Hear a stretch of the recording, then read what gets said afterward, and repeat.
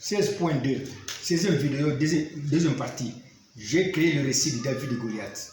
Ce qui sera dicté ici par l'auteur de la Bible sur le récit de David et Goliath ne contredit pas ce que le prophète Branham a révélé. Parce que le récit biblique présente plusieurs faces. Nous verrons bien ceci plus tard dans le chapitre suivant, comment on a créé le récit biblique par son auteur. Le récit biblique présente plusieurs faces. Il est comme un cube que nous dessinons ci-après et qui a 6 faces. A, B, C, D, E et F comme base. A, B, C, D, E et F en bas. Nous avons dit que le récit biblique présente plusieurs faces. Il est comme un cube que nous dessinons ci-après et qui a 6 faces. A, B, C, D, E. Comme c'est dessiné ici. Les faces A, B et E sont visibles. A, B et E sont visibles, comme le montre le dessin. Mais les faces C, D et F que nous avons achirées ne sont pas visibles, sont cachées, comme le montre le dessin. La partie qui est invisible, que nous avons achirée ici, C, D et F, plus comme base, qui est la base, la partie qui est invisible ou cachée représente un mystère caché. C'est la partie que Dieu, qui est l'auteur de la Bible, ne révèle qu'à un prophète comme le prophète Branham. Cette partie ici qui est cachée. La partie F et H est cachée. La partie C aussi est cachée. La partie D aussi est cachée. On voit que la partie A, B et E, c'est la partie qui me concerne. Parce que c'est la partie qui me concerne parce que ça parle du signe de l'unité. Mais la partie là qui est cachée concerne seulement les prophètes. Moi qui ne suis pas un prophète, le signe de l'unité m'aide à voir ce qui est visible comme les faces A, B et E. Parce que le signe de l'unité est un signe visible. Je vais donc présenter le récit de David et Goliath d'après les images visibles que nous voyons, mais d'après la dictée qui me fait le signe de l'unité, qui est le créateur de ces récits. Suivant alors bien ce qui est dicté par le signe de l'unité, qui est l'esprit de prophétie et l'auteur de la Bible qui a créé ce récit.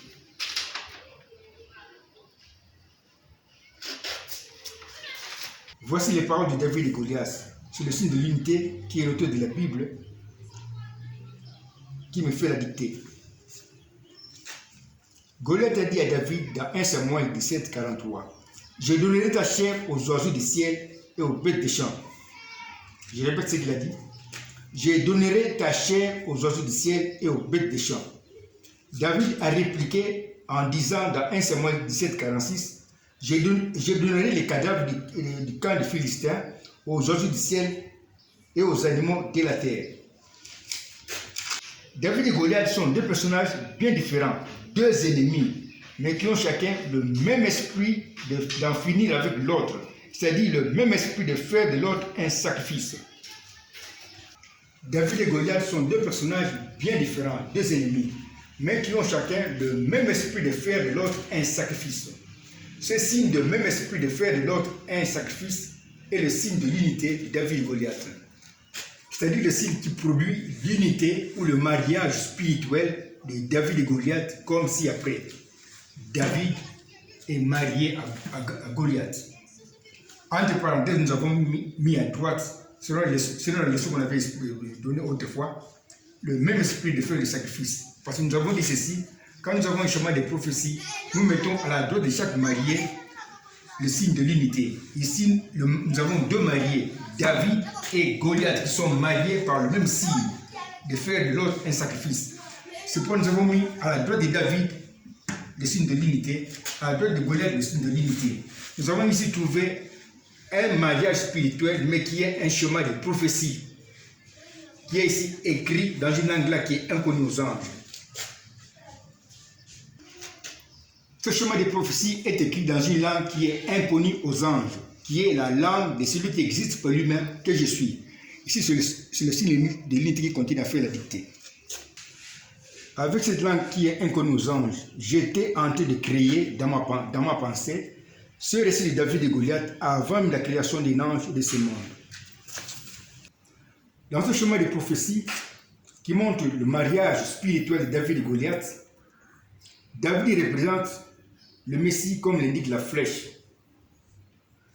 Goliath représente le péché qui donne la mort, comme indique aussi la flèche. Goliath représente le péché qui donne la mort. David représente le Messie. Dans le premier signe que j'ai donné à Moïse, c'est toujours l'auteur de la Bible qui continue à parler. C'est lui qui a créé le récit, c'est lui qui continue à faire la dictée. Dans le premier signe que j'ai donné à Moïse, quand il a jeté son bâton, j'ai représenté le péché qui donne la mort par le serpent. Dans le deuxième signe que j'ai donné à Moïse, quand Samé a porté la lèpre, j'ai représenté le péché qui donne la mort par la lèpre. Mais cette fois-ci, je représente le péché qui donne la mort par Goliath. Comme le montre le dessin ci-après.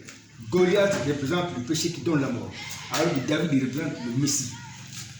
Nous pouvons alors soulever notre chemin de prophétie suivant, comme ci-après.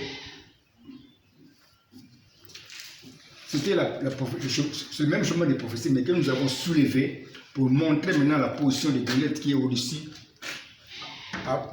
pour montrer surtout David qui porte maintenant Goliath.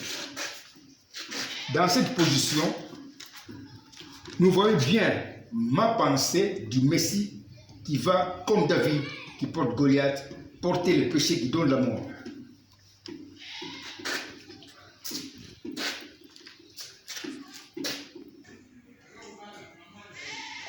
Voici maintenant le chemin de prophétie au complet que tu peux lire. Le Messie qui est représenté par David va à sa première venue porter le péché qui donne la mort qui est représenté par Goliath. Alors le Messie mourra à sa première venue comme un sacrifice d'expiation qui meurt pour le péché du peuple. Nous venons de trouver le titre du film qui va tourner David, mais que j'ai caché dans le chemin suivant, dans le mariage spirituel de David et Goliath. Voici dans ma pensée le titre du film trouvé dans le chemin de mariage spirituel de David et Goliath.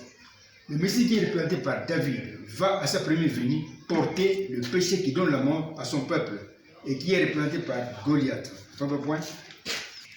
Alors le Messie mourra à la place de son peuple pour les sauver. Retiens bien ce que je te dis. Le titre qui est donné peut être court ou très long. Cela n'a pas d'importance. L'essentiel est de présenter ma pensée qui sera dans le film qui sera tourné. La suite dans la vidéo 16, troisième partie, j'ai créé le récit de David et Goliath.